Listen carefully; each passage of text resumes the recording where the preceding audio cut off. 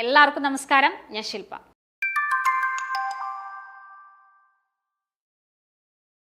CCB പരീക്ഷകൾക്ക് തയ്യാറെടുക്കുന്നവർക്കായിട്ട് നമ്മളൊരു series ആയിട്ട് കുറച്ച് വീഡിയോസ് നിങ്ങൾക്ക് എത്തിക്കുകയാണ്.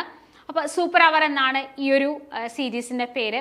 അപ്പോൾ GK-യുമായിട്ട് ബന്ധപ്പെട്ടിട്ടുള്ള ചോദ്യങ്ങളുമായിട്ടാണ് ഞാൻ ഇന്ന് വന്നിരിക്കുന്നത്. അപ്പോൾ GK സെഷന്റെ ഫസ്റ്റ് ക്ലാസ് ആണിത്. അപ്പോൾ ഈ ഒരു സെഷനിൽ നമ്മൾ GK-യിലെ കൂടുതൽ പ്രതീക്ഷിക്കാവുന്ന ചോദ്യങ്ങളും അതിനെ കണക്ട് ചെയ്യുന്ന ഫാക്റ്റുകളുമാണ് നമ്മൾ ഡിസ്കസ് ചെയ്യുന്നത്. അപ്പോൾ GK പഠിക്കുമ്പോൾ നിങ്ങൾക്ക് എല്ലാവർക്കും അറിയാം, ഹിസ്റ്ററി എന്ന് പറയുന്നത് പ്രധാനപ്പെട്ട ഒരു ടോപ്പിക്കാണ്. അപ്പോൾ ഇന്ന് നമ്മൾ ഡിസ്കസ് ചെയ്യാൻ പോകുന്നത് ഇന്ത്യൻ ഹിസ്റ്ററിയിലെ കുറച്ച് കാര്യങ്ങളാണ്. അപ്പോൾ CSEB പരീക്ഷയുടെ പാറ്റേണിലൊക്കെ നല്ല വ്യത്യാസം വന്നിരിക്കുകയാണ്. പരീക്ഷ എന്ന് പറയുന്നത് 100 മാർക്കിലേക്ക് മാറ്റി, അല്ലേ? അതേപോലെ തന്നെ ഒരു ചോദ്യത്തിന്റെ മാർക്ക് 1 മാർക്കാക്കി മാറ്റി. മുൻപ് അര മാർക്ക് ഉണ്ടായിരുന്നത് ഇപ്പോൾ 1 മാർക്കിലേക്കാക്കി. അപ്പൊ അങ്ങനെയുള്ള ഒരുപാട് മാറ്റങ്ങളൊക്കെ വന്നിരിക്കുന്ന ഒരു സമയമാണ് അത്. അങ്ങനെയുള്ള ആദ്യത്തെ പരീക്ഷയാണ് നമ്മൾ എഴുതാനും പോകുന്നത്. അപ്പൊ അടുത്തൊരു ജൂൺ മാസത്തോടു കൂടിയൊക്കെ നമുക്ക് പരീക്ഷ പ്രതീക്ഷിക്കുന്നുണ്ട്. അപ്പോൾ ഈ ഒരു പരീക്ഷയ്ക്ക് തയ്യാറെടുക്കുമ്പോൾ ഒരുപാട് പേർക്ക് ഒരു ആകാംക്ഷയുണ്ട്. അതായത് ചോദ്യ നിലവാരത്തിലെ വ്യത്യാസങ്ങൾ ഉണ്ടാവോ, സ്റ്റേറ്റ്മെന്റ് ക്വസ്റ്റ്യൻസ് ഉണ്ടാവോ എന്നുള്ളതൊക്കെ. സ്വാഭാവികമായിട്ടും നമുക്ക് നിലവാരം കുറച്ചുകൂടെ ഉയർന്നു തന്നെ പ്രതീക്ഷിക്കാം. അതേപോലെ തന്നെ സ്റ്റേറ്റ്മെന്റ് ആയിട്ടുള്ള ഭയങ്കര വലിയ സ്റ്റേറ്റ്മെന്റ് അല്ല, ഒരു PSC പരീക്ഷയ്ക്ക്, ഒരു ഡിഗ്രി ലെവൽ പരീക്ഷകൾക്കൊക്കെ തയ്യാറെടുക്കുന്ന പോലെയുള്ള രീതിയിലൊന്നും നമ്മൾ അവിടെ GK ഹിസ്റ്ററി ഒന്നും നമ്മൾ നോക്കണ്ട. പക്ഷെ സ്റ്റേറ്റ്മെന്റ് ആയിട്ടുള്ള കാര്യങ്ങൾ ചെറിയ രീതിയിലൊക്കെ ചോദിക്കാൻ സാധ്യതയുണ്ട്. അപ്പൊ നമുക്ക് ക്വസ്റ്റ്യൻസിലേക്ക് കടക്കാം. ചോർച്ചാ സിദ്ധാന്തത്തിന്റെ ഉപജ്ഞാതാവ് ആര്? Gopalakrishna Gokhale, Gopalakrishna Gokhale, Ramesh Chandradath, Dadabhai Naoroji, Balagangadhara Tilak. Drain theory of wealth, അല്ലെ? സമ്പത്തിന്റെ ചോർച്ചാ സിദ്ധാന്തം ആരുടെയാണ്? അതായത് ആ ഒരു 19-ാം നൂറ്റാണ്ടില് വളരെ പ്രസിദ്ധമായിട്ടുള്ള ഒരു തിയറിയാണ് എന്ത്? ഈ ഒരു ഡ്രെയിൻ തിയറി ഓഫ് വെൽത്ത് എന്ന് പറയുന്നത്, അല്ലെ? സമ്പത്തിന്റെ ചോർച്ചാ സിദ്ധാന്തം. ആരാണ് ഇത് ഇൻട്രൊഡ്യൂസ് ചെയ്തത്? ആരാണ്? ദാദാഭായ് നവറോജിയാണ്. ഓപ്ഷൻ C ആയിട്ടുള്ള ദാദാഭായ് നവറോജിയാണ്. നമ്മൾ അദ്ദേഹത്തെ ഇന്ത്യയുടെ വന്ധ്യവയോധികൻ എന്നാണ് വിളിക്കുന്നത്, അല്ലെ? വന്ധ്യവയോധികൻ എന്നാണ് വിളിക്കുന്നത്. അതേപോലെ തന്നെ അദ്ദേഹത്തിന് വേറെ കുറച്ച് പ്രത്യേകതകളുണ്ട്. ഇന്ത്യൻ നാഷണൽ കോൺഗ്രസിന്റെ ഏറ്റവും പ്രായം ചെന്ന പ്രസിഡന്റ് കൂടിയായിരുന്നു അദ്ദേഹം, അല്ലെ? അപ്പോ അതാണ് പ്രത്യേകത. ഇനി നിങ്ങൾക്കുള്ള ഒരു ചോദ്യം ഞാൻ തരാം. ഈ ചോർച്ചാ സിദ്ധാന്തം അല്ലെങ്കിൽ ഡ്രെയിൻ തിയറി ഓഫ് വെൽത്ത് എന്നുള്ളത് അദ്ദേഹത്തിന്റെ ഏത് പുസ്തകത്തിലാണ് പറഞ്ഞിട്ടുള്ളത്, അല്ലെങ്കിൽ ഏതിലാണ് അദ്ദേഹം അത് ഇൻട്രൊഡ്യൂസ് ചെയ്തിരിക്കുന്നത്? അപ്പൊ അതൊന്ന് നിങ്ങൾ കമന്റ് ചെയ്യണം. അപ്പോൾ ഡ്രെയിൻ തിയറി അല്ലെങ്കിൽ ചോർച്ചാ സിദ്ധാന്തം ആരുടെയാണ്? ദാദാഭായ് നവറോജിയുടെയാണ്. പക്ഷെ അത് ഏത് പുസ്തകത്തിലാണ് അദ്ദേഹം പറഞ്ഞിരിക്കുന്നത് എന്നുള്ളത് നിങ്ങളൊന്ന് കമന്റ് ചെയ്യാം. അടുത്ത ചോദ്യത്തിലേക്ക്. ദത്താവകാശ നിരോധന നിയമം നടപ്പിലാക്കിയ ഗവർണർ ജനറൽ ആരാണ്? നമുക്കറിയാം, ബ്രിട്ടീഷുകാര് ഇന്ത്യ ഭരിച്ചുകൊണ്ടിരുന്ന സമയത്ത് അവര് കൊണ്ടുവന്ന ഒരു വളരെ പ്രധാനപ്പെട്ട ഒരു നിയമമായിരുന്നു ഈ ഒരു ദത്താവകാശ നിരോധന നിയമം എന്ന് പറയുന്നത്. ഏതെങ്കിലും ഒരു നാട്ടുരാജ്യത്ത് അനന്തരാവകാശി ഇല്ലാതെ വന്നു കഴിഞ്ഞാൽ അതെന്താണ്? ആ നാട്ടുരാജ്യം ബ്രിട്ടീഷ് അധീനതയിലേക്ക് പോകുന്നു, അല്ലെ? അപ്പൊ ഇതൊക്കെ കാരണം, ഇങ്ങനെയുള്ള നിയമങ്ങളൊക്കെ കാരണമായിരുന്നു ഏതിന്? 1857 ഒന്നാം സ്വാതന്ത്ര്യ സമരത്തിന്റെ കാരണങ്ങളിൽ പെട്ടതായിരുന്നു ഇവയെല്ലാം തന്നെ. അപ്പൊ നമ്മൾ എപ്പോഴും 1857 കലാപം പറയുമ്പോൾ കാട്രിഡ്ജിന്റെ ഉപയോഗമൊക്കെ അതിന്റെ റീസൺ ആയിട്ട് പറഞ്ഞാലും സ്പോണ്ടാനിയസ് ആയിട്ടുള്ള ഒരു റീസൺ ആണ് കാട്രിഡ്ജിന്റെ യൂസസ് ഒക്കെ. പക്ഷെ അതിന് കാരണം ഏതൊക്കെ തന്നെ ഉണ്ടായിരുന്നു? ഇതുപോലെയുള്ള പല നിയമങ്ങളും ഉണ്ടായിരുന്നു. പോസ്റ്റ് ഓഫീസ് നിയമങ്ങളും അതുപോലെ തന്നെ ദത്താവകാശ നിരോധന നിയമങ്ങളും ഒക്കെ ഇതിന്റെ പുറകില് ഉണ്ടായിരുന്നതാണ്. അപ്പോ ഈ ദത്താവകാശ നിരോധന നിയമം പിന്നീട് ബ്രിട്ടീഷുകാര് ക്യാൻസൽ ചെയ്തു. അതായത് 1857 കലാപത്തിന് ശേഷം എന്തൊക്കെ മാറ്റങ്ങളാണ് വന്നത്? ബ്രിട്ടീഷ് പാർലമെന്റിന് വേണ്ടിയിട്ട് അത്രയും കാലം ഇന്ത്യ ഭരിച്ചിരുന്നത് ആരായിരുന്നു? ഈസ്റ്റ് ഇന്ത്യ കമ്പനി ആയിരുന്നു, അല്ലെ? ഈസ്റ്റ് ഇന്ത്യ കമ്പനിയുടെ ഭരണം മാറി ക്യൂൻ നേരിട്ട് ഭരിക്കാൻ തുടങ്ങിയത് ഈ ഒരു കലാപത്തിന് ശേഷമാണ്. അപ്പോൾ അങ്ങനെ മാറ്റങ്ങളൊക്കെ വന്നു കഴിഞ്ഞപ്പോൾ ഈ ദത്താവകാശ നിരോധന നിയമം എന്താണ്? ക്യാൻസൽ ചെയ്തു.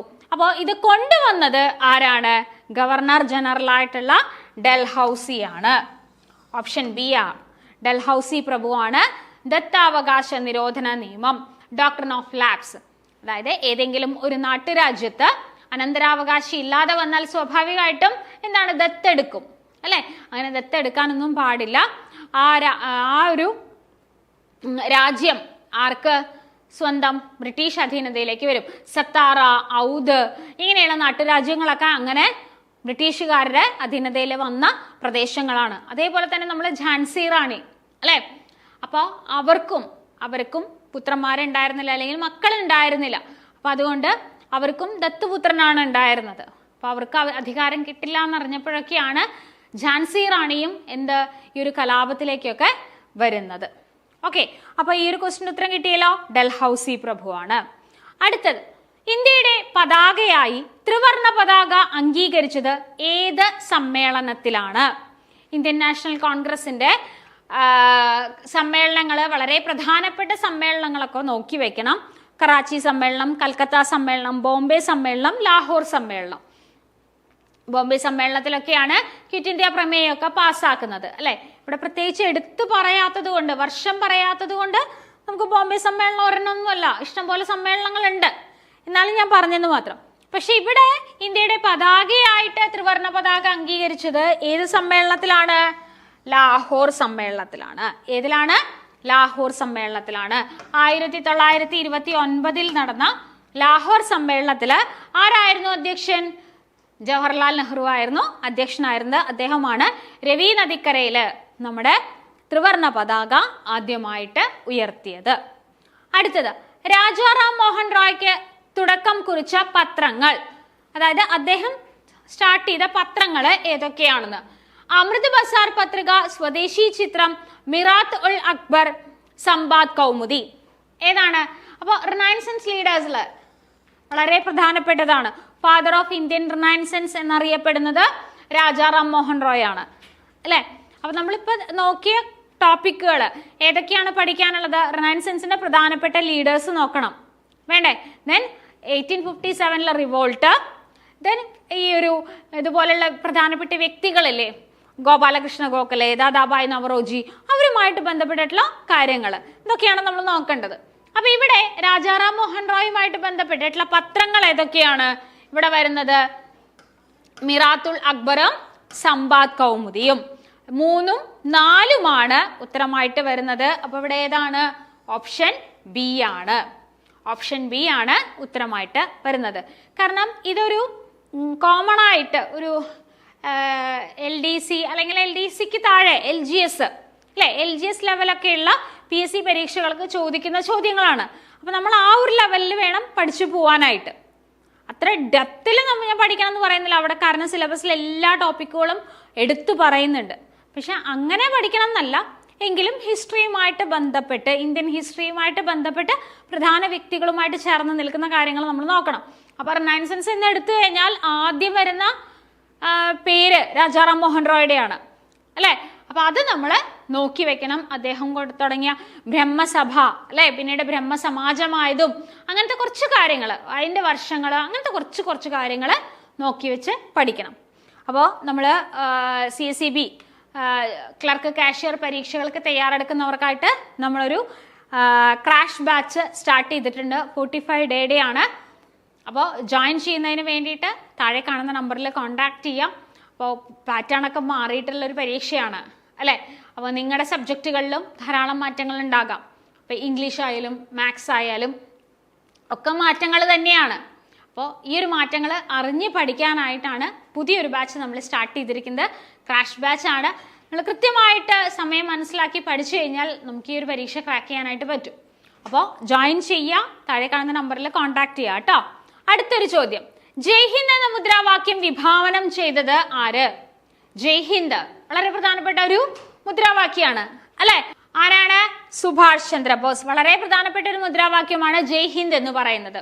ജയ് ഹിന്ദ് എന്ന് പറയുന്ന മുദ്രാവാക്യം വിഭാവനം ഇൻട്രൊഡ്യൂസ് ചെയ്തത് സുഭാഷ് ചന്ദ്രബോസ് ആണ് അല്ലെ.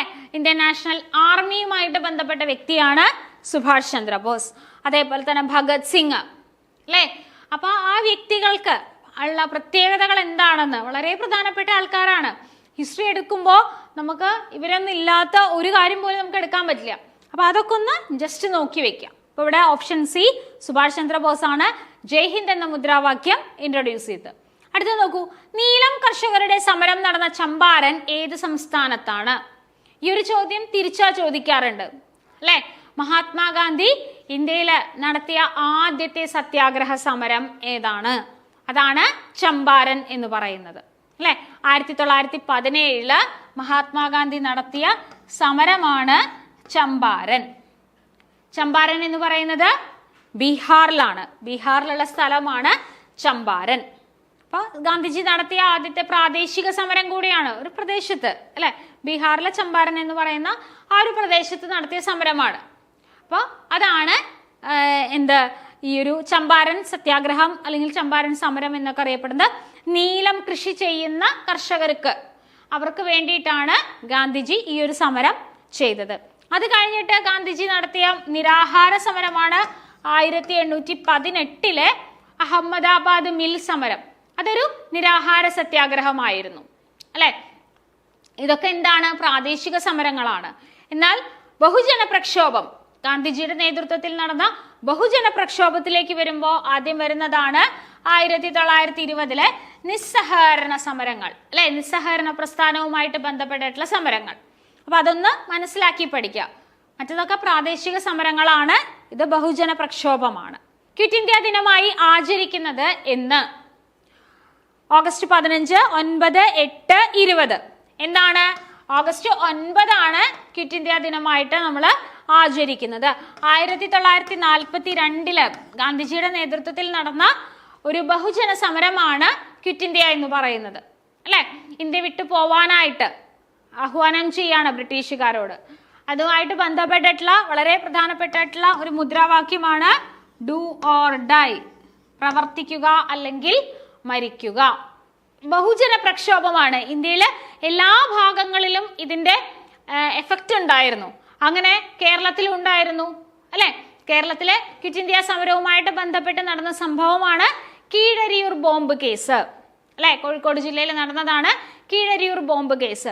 അപ്പോ ബഹുജന പ്രക്ഷോഭമായിരുന്നു. ഇന്ത്യൻ നാഷണൽ കോൺഗ്രസിന്റെ ഹെൽപ്പോട് കൂടി ഗാന്ധിജിയുടെ നേതൃത്വത്തിൽ നടന്ന ഏറ്റവും അവസാനത്തെ ബഹുജന പ്രക്ഷോഭം. അതിനുശേഷം പിന്നീട് എന്താണ്, ഇന്ത്യക്ക് സ്വാതന്ത്ര്യം കിട്ടുന്നതിന്റെ കുറെ ഘട്ടങ്ങളാണ് വരുന്നത് അല്ലെ. അപ്പോ പിന്നീട് വരുന്നതൊക്കെ അങ്ങനെയുള്ള കാര്യങ്ങളാണ്. അതിനുശേഷം 47 നമുക്ക് സ്വാതന്ത്ര്യം കിട്ടുന്നു.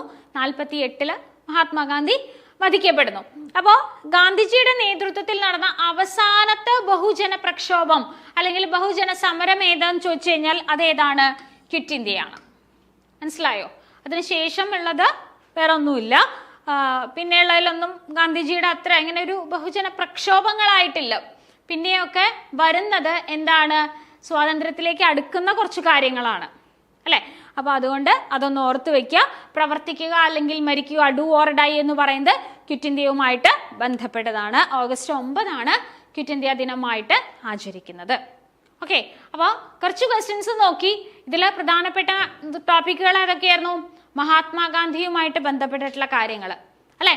അതുപോലെ തന്നെ റിനൈസൻസുമായിട്ട് ബന്ധപ്പെട്ടത്, പത്രങ്ങൾ, അതുപോലെ പ്രധാനപ്പെട്ട വ്യക്തികളുമായിട്ട് ബന്ധപ്പെട്ട കാര്യങ്ങൾ. ഇപ്പൊ ദാദാഭായ് നവറോജിയുമായിട്ട് ബന്ധപ്പെട്ട് നമ്മൾ പറഞ്ഞു, ചോർച്ചാ സിദ്ധാന്തം എന്നൊക്കെ പറഞ്ഞു, ജയ് ഹിന്ദ് എന്ന് പറയുന്ന മുദ്രാവാക്യത്തെ കുറിച്ചിട്ടൊക്കെ പറഞ്ഞു. അപ്പോൾ വ്യക്തികളുമായിട്ട് ബന്ധപ്പെട്ട പ്രധാനപ്പെട്ട കാര്യങ്ങൾ അതൊക്കെയാണ് നമ്മൾ നോക്കേണ്ടത്. ഞാൻ നേരത്തെ പറഞ്ഞു സൂപ്പർ അവർ എന്ന് പറയുന്ന ഒരു സീരീസുമായിട്ടാണ് വന്നിരിക്കുന്നത്.